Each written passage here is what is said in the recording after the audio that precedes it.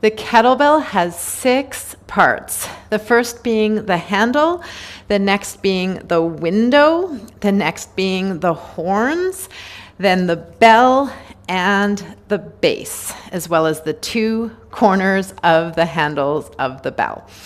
And so the first one is your kettlebell handle. This is where we hold the kettlebell, we can carry the kettlebell, we can swing the kettlebell.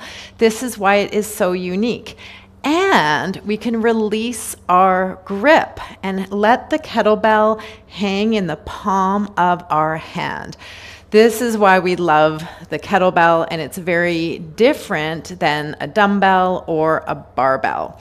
So the handle, then the 2 corners where we hold it ergonomically in the front when we're carrying it and when we're doing things like our front rack, overhead, and Turkish get-ups.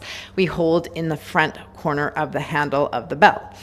We hold in the center when we're swinging, and we can hold the horns of the bell when we're goblet gripping the bell, pulling it into our chest, doing things like goblet grip squats.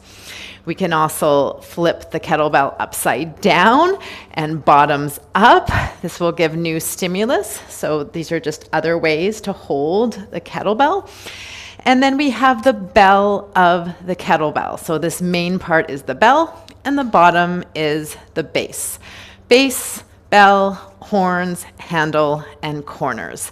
And I like the cast iron powder coated kettlebells.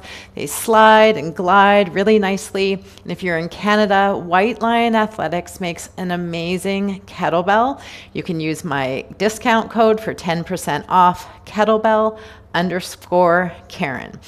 White Lion Athletics, use my coupon code, and let's get started with kettlebells.